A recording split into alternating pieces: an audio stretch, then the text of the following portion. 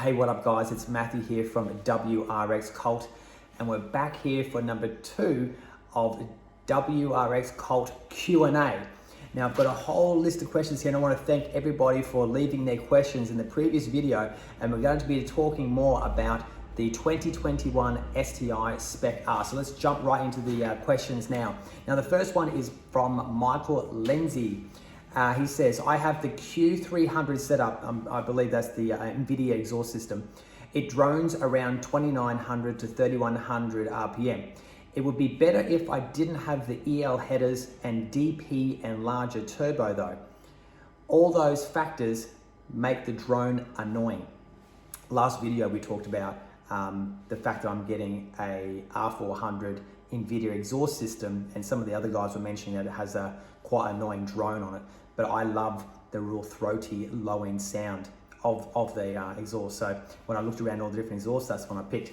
He says, good luck with your tuning. It is interesting, fun, and of course expensive, but is worth it. Absolutely. I talked about spending $7,000 in my first round on this car in a whole list of mods, from the exhaust, some engine bay accessories, etc.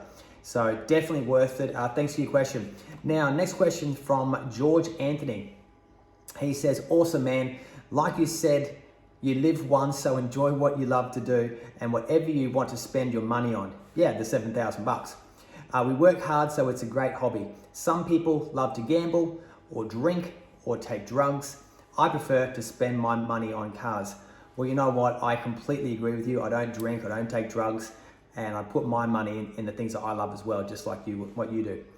Thanks for the video, mate, and keep enjoying that beautiful STI. George, I absolutely will keep enjoying it, and I'm gonna, of course, show you all the updates once I get all the modifications done. And on that note, this week, I'm getting the first stage of the modifications done. It's gonna be the blow off valve and some engine accessories, and about 2 weeks after that, I'm then gonna get the exhaust, some other engine updates, and then it's going to the tuner. So that's going to be a video coming up very, very soon. So thanks, George. Next one, Jason Barnett. The R400 NVIDIA exhaust is the perfect sound on the outside and a little loud inside, but I would not call it drony. I think the turbo back is louder than the cat back that a lot of people like. The best part of the power upgrade is the low down torque. Make it much easier to drive quickly throughout without wringing its neck at high PM. Hey, thanks Jason, I really appreciate that comment. It's going to be certainly interesting to see once I get the exhaust. I was saying just in the last video, I could absolutely hate the exhaust because a lot of people are saying it's got this low drony sound, but hey, we'll wait and see. Next question, mywrx.com.au, which I think is a brilliant marketing name. Very good avatar. So he says, hey mate, love your channel. Thank you very much, I appreciate it. One thing you can do that makes the car look good is get side fender STI decal and replace factory ones. We did black with the STI in the same fluoro color as the brake calipers. Now you can see here just behind me, you've got the fluoro brake calipers, which I think looks sick. And I think what mywrx.com.au is talking about, I'm just going to move up over to the fender here. This part right here, that's what he's talking about.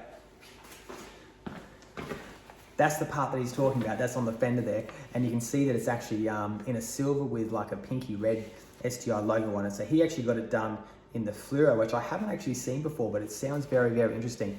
I think personally, I probably wouldn't get it done because I think I just like the fact that the brakes stand out by themselves without any more fluoro on the car.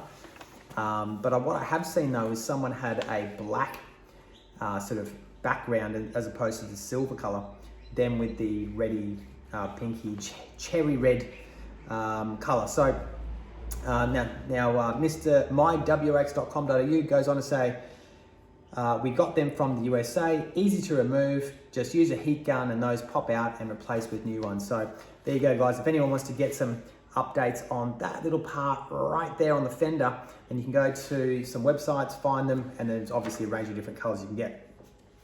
Thank you very much, appreciate your kind words as well. Science, next is the next question. Now this is the avatar's name, Science with Mr. Jung. I loved your comment about the money well spent and wanting to modify cars.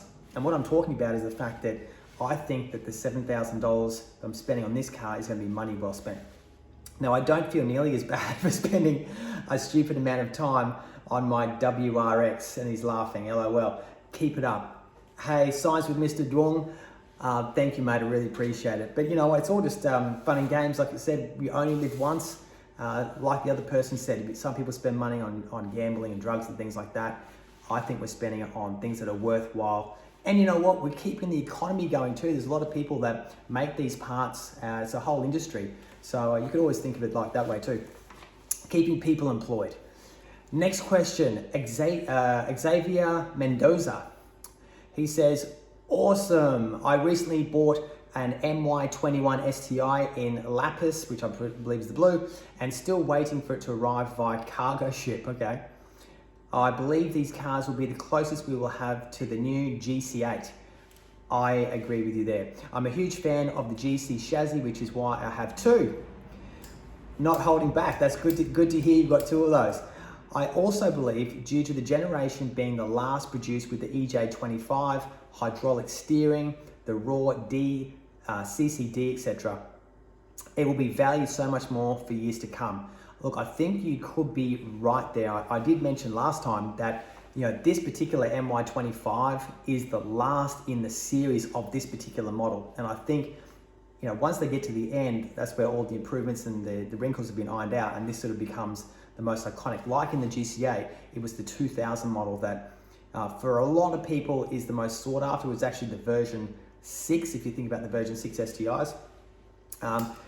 That said, the very, very early GC8s are also retaining a lot of value there too. And I've seen a lot of guys posting up the really early ones around 95, and just the more I see them, the better they start to look. And I'm even thinking myself, I'd love to maybe go back and get one of them too. So Xavier goes on to say, please let me know if you feel the same, which of course I've just done that, or what your opinions are on the GC chassis and the VA chassis. How would they go down in car history? Thank you for the question, mate. Basically just explain that for you. So awesome. Next one is from 21 WRX STI Subaru.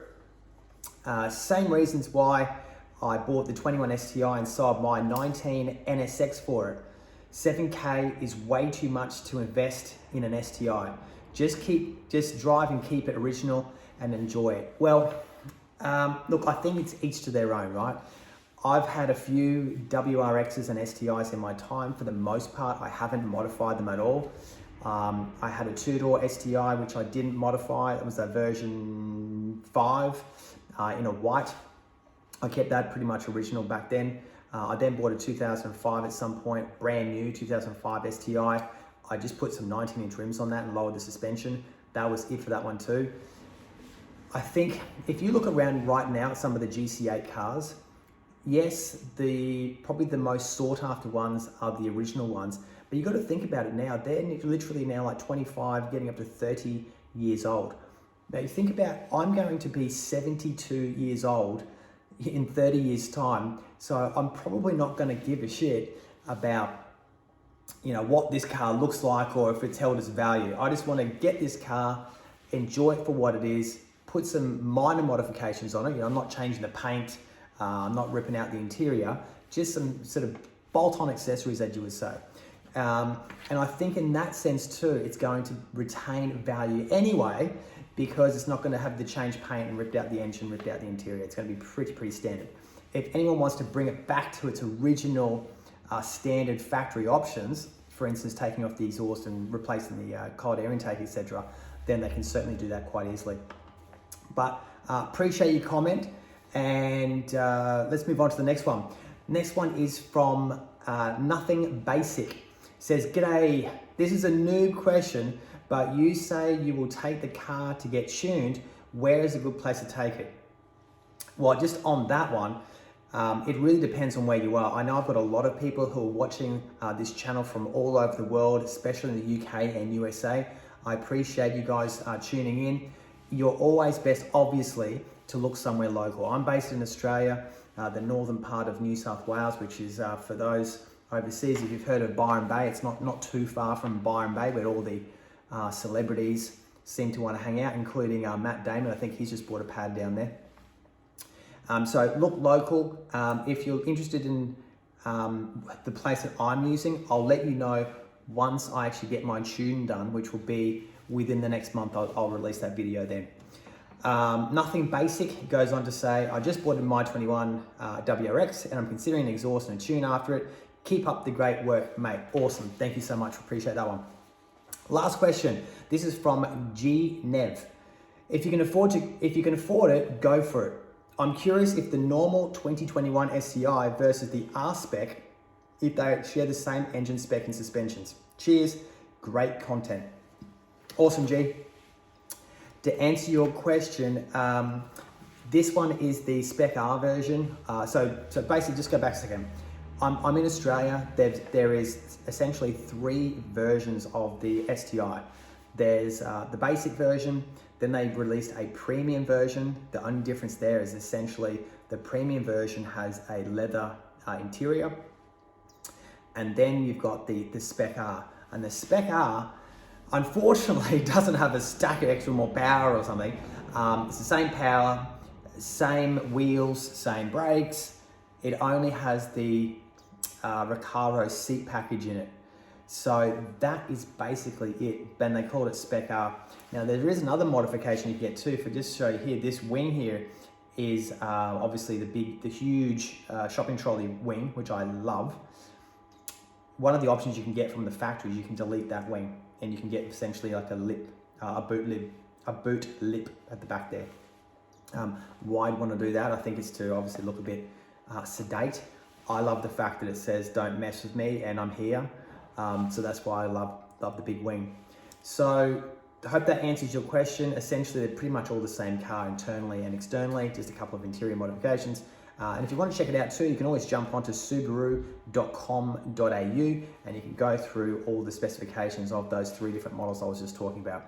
So guys, thank you so much for tuning in. I hope you can now go ahead and feel like I've answered your questions. And you know what, I really appreciate you coming in and asking those questions. It's good to have a good discussion about those different things, and I'm sure a lot of other people want to know the answers to those questions as well. So if you're liking these videos, just make sure you hit the subscribe button, give it a like, and tune in next time for what will be Colt Q&A number 3.